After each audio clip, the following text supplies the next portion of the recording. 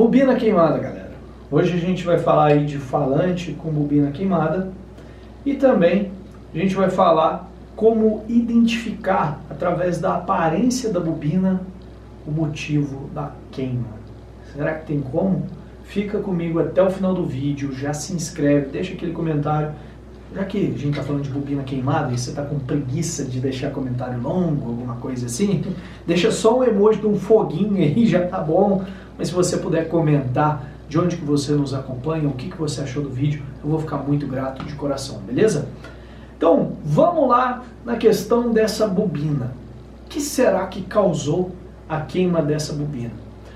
Galera, a bobina, ela nos dá ali informações importantes acerca do motivo da queima, dependendo de como que ela fica, de qual parte dela foi carbonizada, dependendo de como ela desenrola, dependendo de N fatores, ela dá um indicativo. Isso, é claro, não é uma verdade absoluta, uma regra absoluta, mas eu já tenho aqui na minha carreira mais de 100 alto-falantes queimados.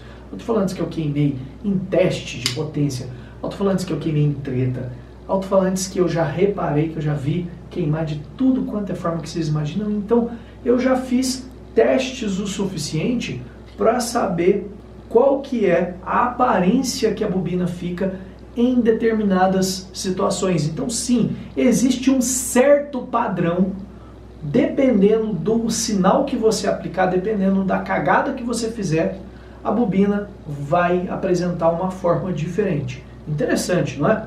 Então, primeiro vamos falar dessa bobina aqui, que queimou mais a parte de baixo, mas de modo geral, vou focalizar aqui para vocês verem, de modo geral, essa bobina não aqueceu por todo o corpo aqui do copo.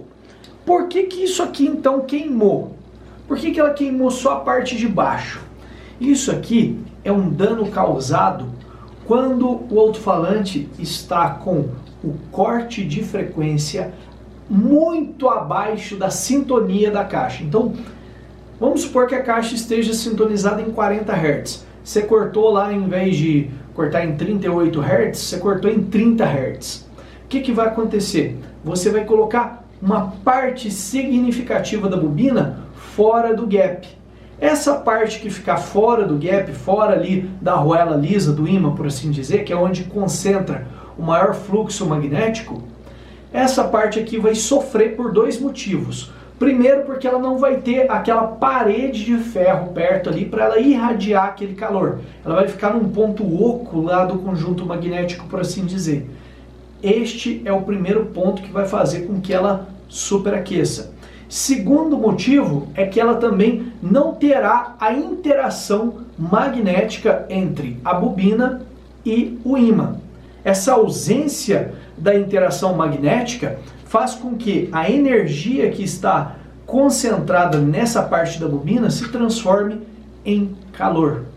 Vejam, a parte onde você tem aqui contato, digamos assim, ou proximidade com o fluxo magnético, você tem aqui uma transformação dessa energia em energia mecânica. Então, essa energia mecânica vai ser transformada posteriormente em som, certo? De acordo com a frequência que está vibrando.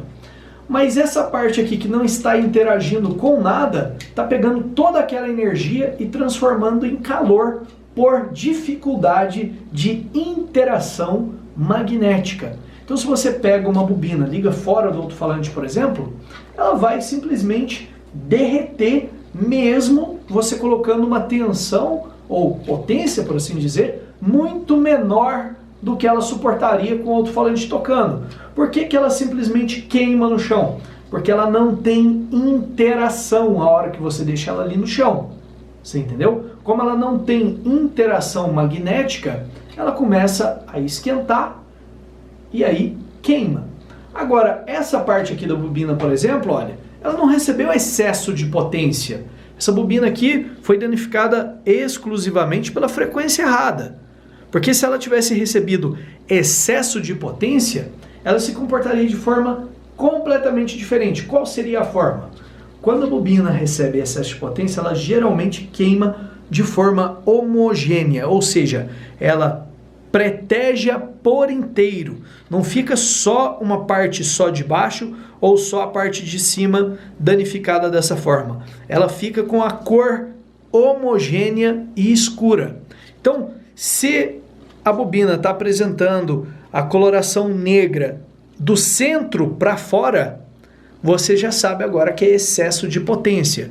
Porque mesmo com o alto-falante operando de forma, estava interagindo com o motor, né? Estava interagindo com o campo magnético de maneira também correta, mas mesmo assim houve excesso de potência, excesso de energia, ela vai sim queimar principalmente de dentro para fora. Inclusive, quanto mais de dentro para fora ela estiver, mais sinal de distorção a sua bobina está recebendo. Tem esse detalhe, dá para você detectar, só que isso aí eu já vi casos em que, mesmo sem distorção, a bobina queimar do meio para as bordas. Mas é mais comum que isso aconteça quando você tem distorção no seu sistema.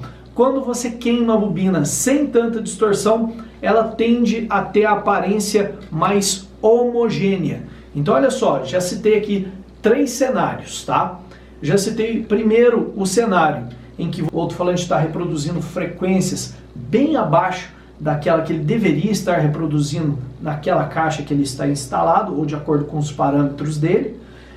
Citei também a questão da queima por excesso de potência com bastante distorção, que é uma queima que começa no meio da bobina, né? Preteja no meio da bobina e vai avançando até as adjacências. E também citei a questão puramente do excesso de potência, onde a queima é a mais homogênea possível. A bobina fica preta por inteiro, tá? E depois começa a desenrolar. Agora, tem outros casos também que dá pra gente considerar caixa errada. Pô, como?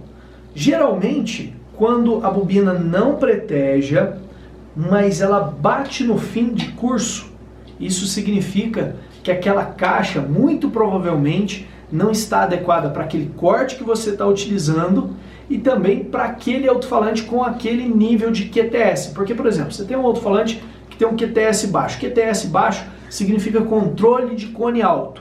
Então, vamos imaginar que isso aqui seja o fundo do ímã. Quando o alto-falante tem um controle de cone alto, você precisa de uma caixa que amorteça a força interna ali, né, que está sendo gerada na parte traseira do alto-falante, que empurre o alto-falante para frente, de modo que ele não bata a fim de curso, porque ele tem força para esticar as molas dele, que é a centragem e borda, o suficiente para bater no fundo. Ele já tem essa força. O QTS baixo promove isso. O QTS baixo permite isso, né? Bastante controle de cone. Então ele vai ter força motora para bater no fundo. Então você tem que controlar esse excesso de força motora projetando uma caixa adequada. Então já sabe, tem aí link na descrição do vídeo para software com assinatura que é merreca, cara. Você vai adorar. Mas não vamos nos ater a isso aqui não. Vamos imaginar aqui, se você tem uma caixa que não é capaz de frear aquele movimento daquele alto-falante e ele mesmo com o corte correto bate aqui no fundo, o que vai acontecer? Você vai soltar uma lasquinha, que vai quebrar a bobina, né? Se ela bater isso aqui no fundo, se ela estiver enrolada até aqui o final e bater no fundo, ela quebra e depois desenrola tudo de uma vez.